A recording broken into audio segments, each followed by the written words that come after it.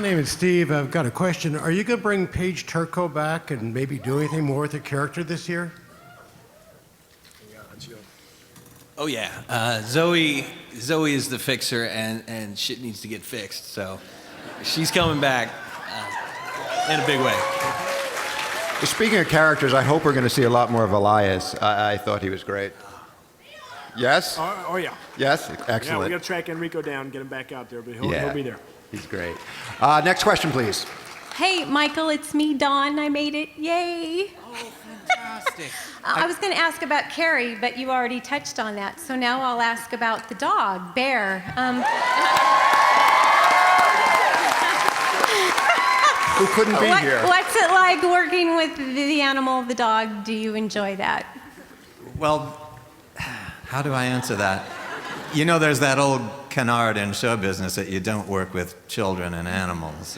And that there's a practical sense to that because you can never win your scene because the audience's eye will always travel to the innocent and craftless child or animal. Because there's no acting going on, and that's really attractive. So it's a lesson to us all, I'm sure. But I like our dog actor, Boker is the dog's real name. I have a dog at home that's 1/10 that size, so I struggle to manage so large and willful an animal as Boker is. But the scenes turn out great, and I just hope Boker will keep me on the show. Thank you. Namaste. Next question. Hi, thank you all for coming. It's really exciting to have this panel. I originally came to watch Person of Interest for you, Michael Emerson, and I stayed for a dog named Bear. Michael's Bear's opening act. But all seriousness aside, it's Or even owns the dog. The dog refused to come to Comic-Con. I'm sorry. Too much crowd. yeah, I wanted the dog's paw print, but no, it's a great cast. And Your People question? stop me on the street and they say, I saw the show last week. It was good, but where was the dog? I was wondering, my question is in line with the question about science fiction on the show and whether that's something that the show can explore more fully. How about the philosophical dimensions of the show? I feel like there's some really interesting questions being raised, especially with the machine sort of being handicapped by Finch and what it means for it to be free and what it means to be most kind of productive for society. Can we expect to see more of that? If you could let us know what happens next, we would be incredibly grateful. We should. I'm with you, though.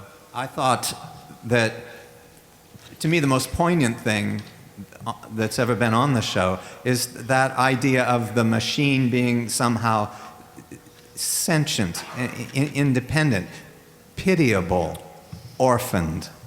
I thought, what a great notion that is, that we could have to have our heartstrings tugged at by the plight of a disconnected artificial intelligence.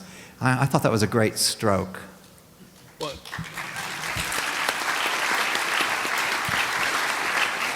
So in terms of poignancy, it would go the dog and then that.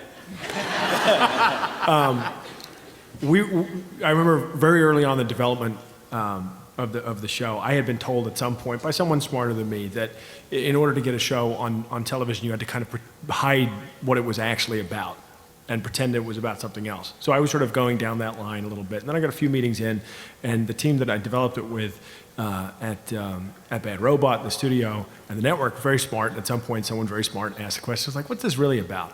And I sort of thought, okay, I'll take a chance. I said, it's about artificial intelligence and the way in which we're going to interact with it, and the way in which it will slip into the world unnoticed until, that it won't sort of land with a giant thud, that it'll creep in ways that we didn't anticipate.